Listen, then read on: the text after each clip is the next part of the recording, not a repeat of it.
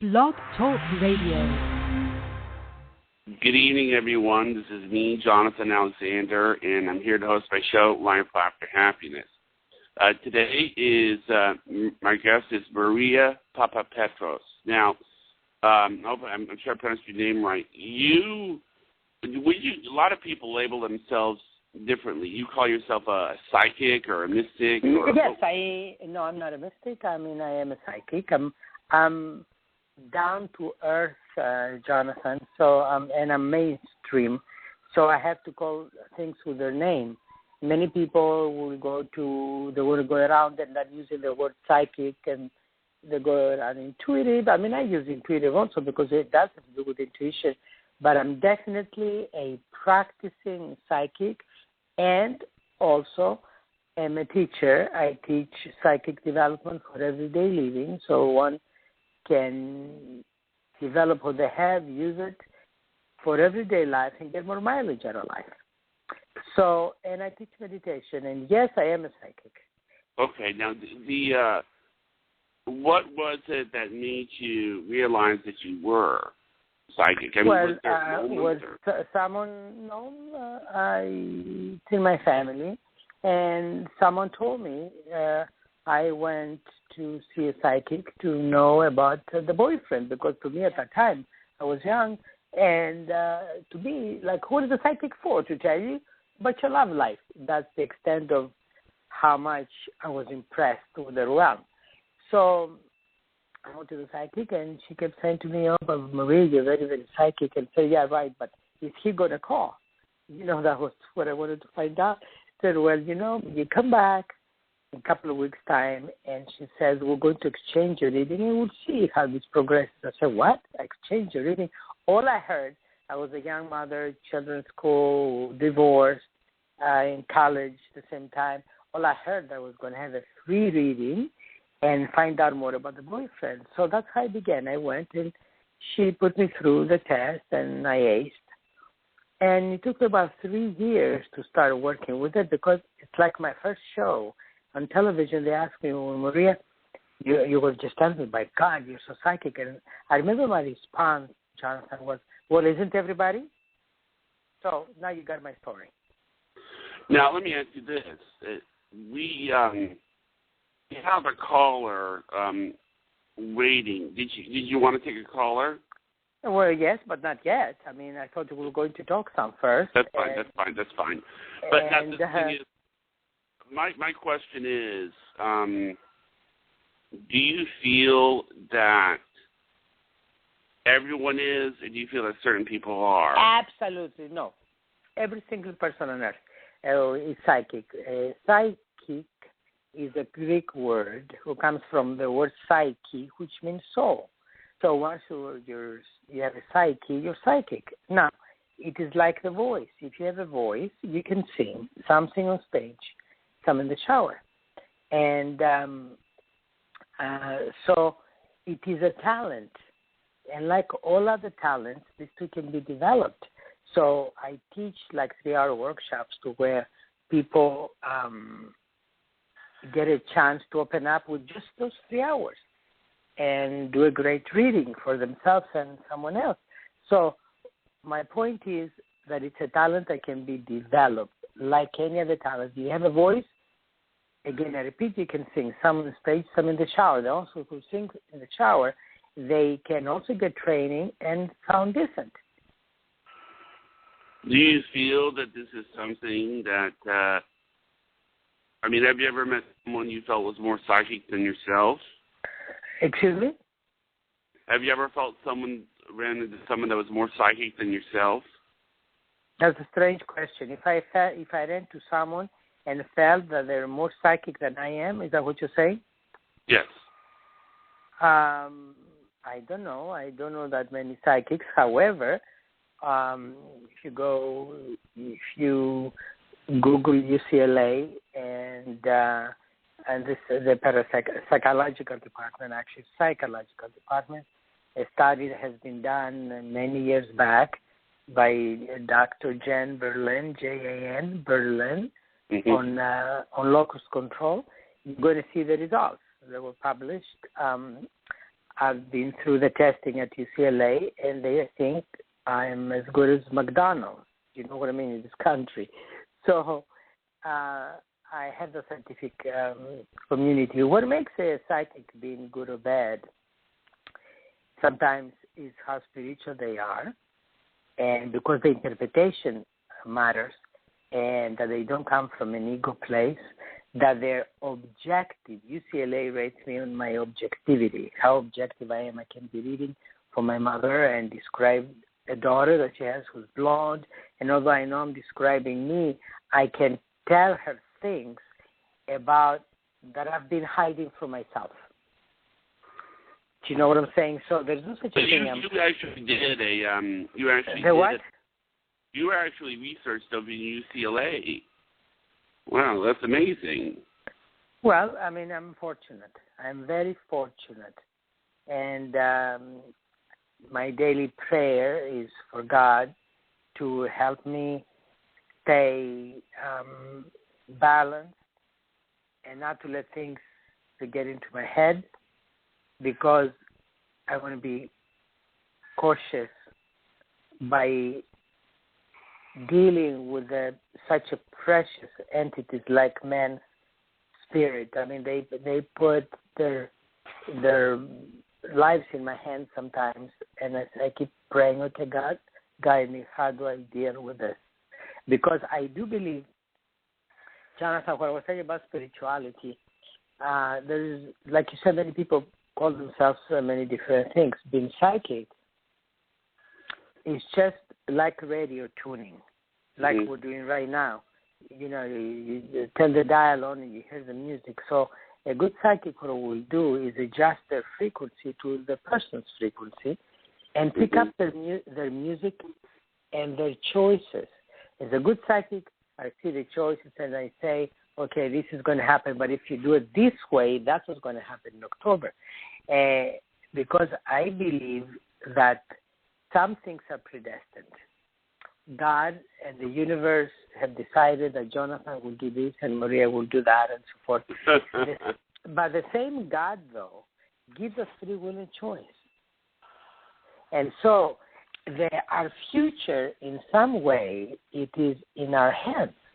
We can make decisions for the most part of it and change our course on the path that we're on. I'm not a fatalist, but there needs to be a waiting process of the charismatic people who scare the people that come to them who, from a power trip, oh, I can fix your life. You know what I mean? Give them $1,000 to burn 3 candles for you, and then everything is absolved. That is preposterous. So there's a lot to going into being a psychic, a lot of responsibility, and faith in the divine. Whatever God anyone believes in, that's fine with me. I know the God that I believe in. And again, I repeat, not everything is predestined in our lives. We do have choices. And as a good psychic, with detail, I give people their choices. And they can decide. And that may be new awareness for you.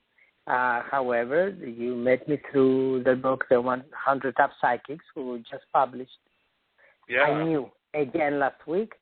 And you guys, everybody can go into it, the top 100 psychics in America, and you can read credits of various psychics and decide for yourself what it feels right for you. Okay.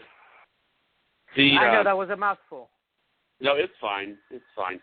Did you want to take the caller now, or? Okay, sure. If they have a specific question, a very specific about one thing. Okay. All right. And I will need their name, of course. Okay. All right. Hello, caller. You on the air? Hello, Maria. My name is Linda. Hi, Linda. How are you? She needs wonderful. one Thank you. specific question. Sure. So it's Linda, in order for me to access your vibratory rate, I will need a specific question. If I get something more than the question, I will say it to you. Okay, but in order to tune into you, it has to be specific because it's not a regular session. You know what I mean? On my regular sessions, people do not ask me questions. I talk. And at the end, they say, well, do I know about this? So what is your question today? Yes, I have a very important upcoming meeting, and I'm wondering if you can see the outcome of this meeting, if it will lead to a fruitful end and open more doors and hopefully... One question was it. Yes. You know what I mean? If your meeting is okay, don't tell me it will open doors. It's a 3 question. Okay? So you have a meeting, and is this a business meeting? It's a business meeting. I feel that this meeting is complex, and you need to be objective as to which part you want to focus more. Either like if there's the friendship part or the legal or whatever your story is, you need to tune in to decide what it is that you want out of this meeting. I have a feeling that this meeting either has happened before also, and though it will happen again, the outcome is not going to happen with just one meeting. If that makes sense to you, I don't know. Yes. So you stay strong with one aspect of the meeting. Let's say, example, you have a meeting with a friend about a business issue, okay? Stay either with a friendship or the meeting or about the business issue, not with both. Be very objective, very professional. And now, I'm also picking up something about nutrition with you, health and nutrition. Have you ever thought of doing something with health, nutrition, healing? Yes, I have. I have not been successful, but yes, it's been a long journey, yes. Because I'm picking up specifically healing, nutrition, health, and it's something that you should stay with, that it would be good for you to stay with, approach it from a different point, from a different prism. I hope I have answered your question, and thank you for calling. Okay. Thank you. Right. Sure.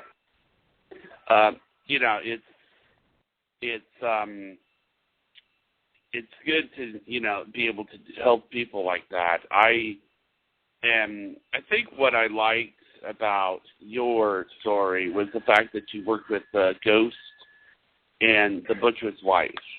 And not only, I work with a lot of them till today.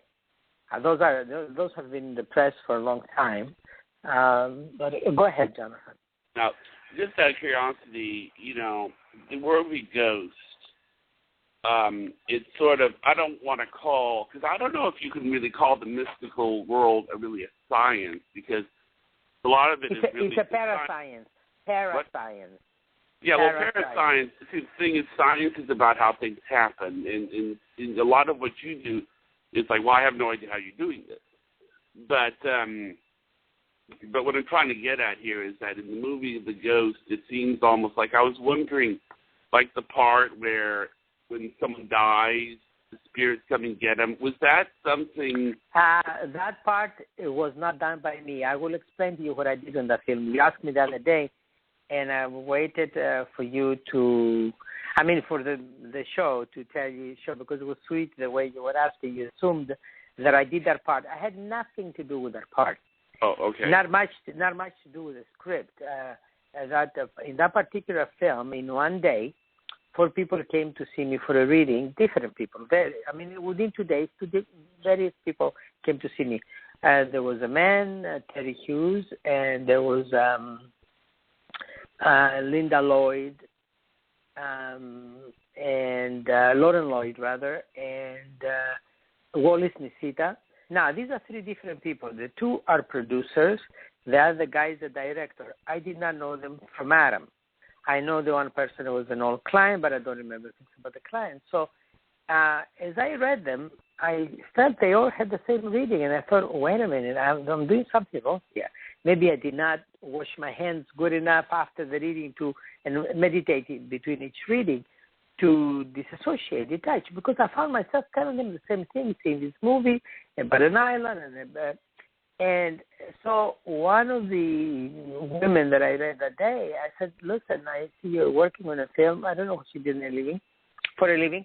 It had something to do by the butcher and his wife, and she just got up and she says, okay, that's it.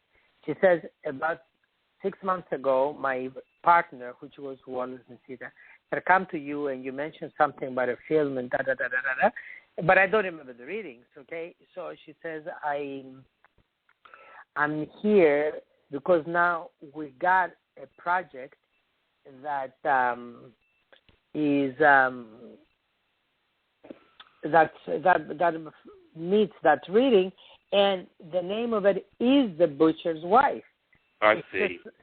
He says, how can you... the other guy was the director of the film, but I did not know them when they came to me. When something is released in Hollywood of psychic nature, immediately I get a call. So and these people, through friends of other friends, because my clientele consists of a lot of people in the industry, and what happened, they say, oh, my God, you got to go and see Maria. So next thing I got a call from the studio, and they say, okay, Maria, how can you help us? Because the story of that movie was the doctor, the psychiatrist, was completely against psychics. So in the movie. So they said, we need you to create a psychic vibe. These actors have no idea who they're getting into.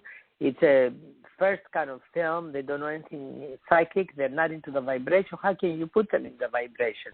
I said, line them up. So they lined up everybody involved in the film at Paramount Studios, beginning with Demi Moore, and all the actors and the people who wrote Ezra, who wrote the script, all of them. And they said to me, create a psychic vibe. So what I did, I gave them like 2-minute readings, but like just the sensational stuff. Oh, my God, your dog beat a cat or something last night. How did you know I had to go take the cat to the vet, 3 in the morning? And like, so what happened, within 3 hours, the entire set talking, oh, my God, they were getting together, having coffee, having lunch. Oh, my God, and she told me this. Oh, and she told me that. So all these actors got into the psychic vibe. So that's what the studio wanted from me first. Oh, okay. And then I can send you, Google me and see all of that. I under my name to Roseanne Talks and about Demi Moore Talks and all of them. And then I spent 4 months on the trailer with Demi Moore teaching her how to be the psychic. And I made sure to work with the producer and the script a bit to say, okay, this is negative, this is this and that. But I did not have much to do about that. I did not like at all what they put in about these bad spirits coming and getting the spirit of the bad people. That's not what I did. I'm sorry. No, I'm sorry. That's what I said to you. Leave it until the show. Because that's what happened. Is that interesting? I do consulting. I did not write the script. I said my opinion, and they toned it down a little bit. I made sure that some good things went into effect to polish up the script, not to put things that are outrageous, you know what I mean? But I could not get them to take that down, that part. I made sure that the film opened. I expressed my desire, and it happened 14th to 15th of July, which is my son's death anniversary. And I was very happy about that. And that was it. That's what I do for film. I was working on Desperate Housewives for so many years. And there I was dealing strictly with the actors. And I don't remember, are you on Facebook? Yeah, I'm on Facebook, remember? No, I don't. Because I can send you some photographs for you to see, or see me on the set working with the... See, if you do your homework next time and check out a lot of things about me, you would have had many more interesting questions to ask me, because these things are all printed. People know them, of what I do with film. And I'm just being friendly. Okay. So, Jonathan, did you know that you're very intuitive yourself? Well, that's what people have told me. I think the reason, when I did the show, I wanted to kind of talk to as many people as I could and help as many people as I could. And, you know, for me, my dream is to move to California, you know, like one of my dreams. And it's you know, it's just that I don't know how realistic that is, but it's something that I asked you something else that you tell me about. See, I started reading you, and you told me now, so I cannot do that. I just asked you if you know that you're very psychic. Yeah, I've been told that. Good. Well, but the idea is for you to recognize it. You know what I'm saying? Yes. For you to recognize it, and just go with it, and then all your desire will materialize. Going to Florida, the finance is going to say Florida. Going to, do you have anybody in Florida? Are you asking me, do I have anybody in Florida? Yeah. What do you mean? Do you have any family or friends in Florida? Yes, I have family in Florida, yes. Yeah, because I said because there's also a pull towards Florida, another Florida that is not for you. You need the sun, and California will be good for you. But acknowledge the psychic element you have within you, because you're very psychic and you're very healing. And you do a lot with the sound, which is the radio, voice, you know what I mean? Yeah. But do you ever think of writing? I write. I mean, I you know. Because I see music and writing, both. That doesn't mean writing music. No, but you will have a lot of music around you, opportunities to do things with music, with film, with writing. Do you know what I mean? There's a D, as in Donald, David, Dina, Disney, whatever. A D initial that will help you a lot. And you can go to California. Yeah. You really can. It's just you have not made that decision. You want to make sure that, I'm absolutely sure that it's right. That will never happen. You personally are such a treasure. You're a talented man. You have many talents. But what you need to do is decide, make the decision without insurance, no security, that is going to work. And you just take a chance to risk. You need to become more of a risk taker, Jonathan, and then you will have it. Because you could be there by this October if you wanted to, within the next 13 months anyway. And obsessed with reducing weight? No, I'm not obsessed. Well, maybe a little bit, but I step on the scale every day. That's what I mean by obsessed. It's okay. It's a good thing to do, because that's how we keep, you know what I mean? We keep in shape. And I also see you're going to do something big, charitable. You're going to get and put together an event that has to do with a cause, and you will meet amazing people through that, and you will be surprised of how many people will come forth and want to donate.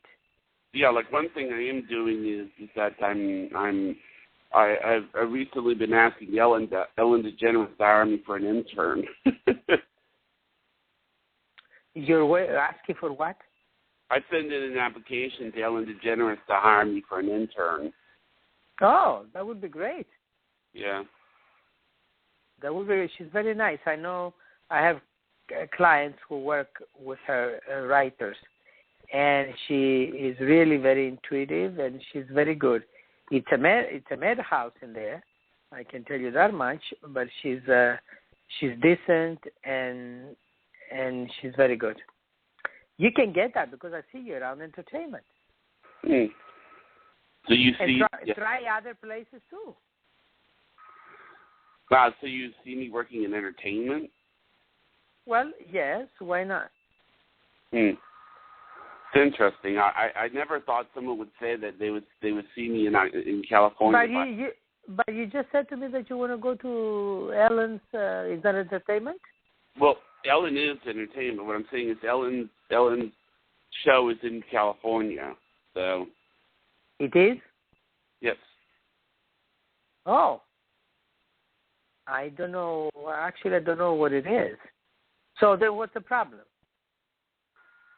Nothing's the problem. I'm just saying that, it's getting us the finances to be able to move to California, No, that's not how you do it. You got to come to my workshops. It takes a decision and faith, and you don't tell God, oh, God, send me the good job to make the money to go to California. No, I'm going to be in California. That's how you do it. Right. Do you know what I'm saying? So let's move on. What else can I do for you today? Do you meditate? What I do is I lay in bed and I have my eyes closed. And I have a theory that when you have your eyes closed, it forces the body to go inward more. It goes into a state of, it's funny. If I could probably walk around and know where everything was, and I just, I could remember where everything was, I'd probably walk around with my eyes closed. Really? It's actually very calming because what happens is that you see, I think what happens is 95% of the things that really scare us are things that we see. You're right. So when I'm laying in bed, I just sort of think, okay, because we're never 100% aware of the moment we fall asleep. And for me, sleep is kind of like heaven. Actually, no, I should say dreaming is heaven for me. Like, so it's the one time where I don't worry about anything, Well, I'm telling you, you are really, that's how meditation is. I tell people you don't need anything to make it elaborate or anything like that. Just close your eyes and let the thoughts flood your mind, honor them, and let them pass. Most people, Jonathan, feel that that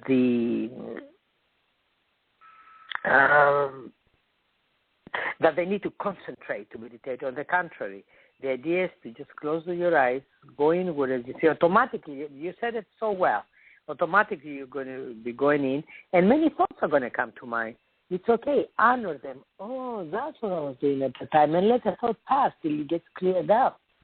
Now,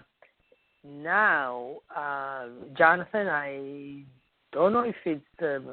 Have you have not introduced me yet? You're just a psychic. People don't know where I'm at, where I live. Well, I thought I thought I introduced. Find me? No, I'm based in New York. I guess I got to do it for myself. I'm based in New York, and also Los Angeles, and I work in many areas: Los Angeles, Texas, which I also have office there. London, Greece, Israel, Turkey. You're getting ready to go to Europe, I know, yeah. And just for a short 3 weeks and come back. I teach workshops worldwide, and if I'm open to people joining me. Adding me on Facebook, following me on Twitter. It's all with my name. And actually, Facebook is my new one, is Maria Papapetros, NY, New York. And also, people can, if they wish to take part in my workshops and or private sessions, they can definitely get to my website, which is papapetros.com.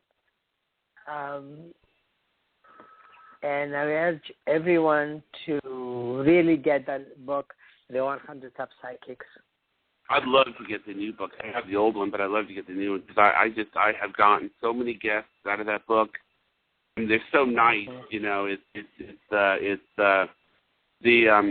I heard, now this is, tell me if this is true, that they had a dinner. I'm losing you. I cannot hear you clearly. Okay, I heard that they had a dinner or like a banquet for all the psychics. In the old one, yes. And that in the psychic it was like Tim Allen was there and Stacey Wolf was there, and were you there? Of course, I was there, and Frank Andrews, and from that is New York Magazine selected the two of us, and we did this amazing thing that's called Best of New York, so which opened the road for New York.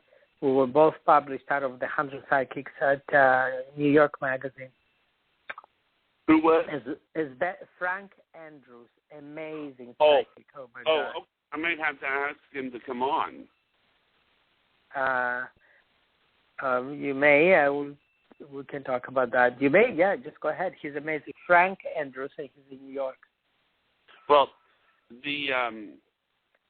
we're just about out of time, but it's been a lot of fun having you on, and Thank it's been you. a wonderful learning experience. I hope I have been cordial to you.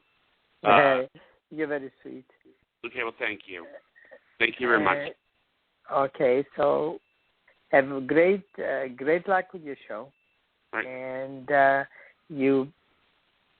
I appreciate you having me on. Okay, thank you.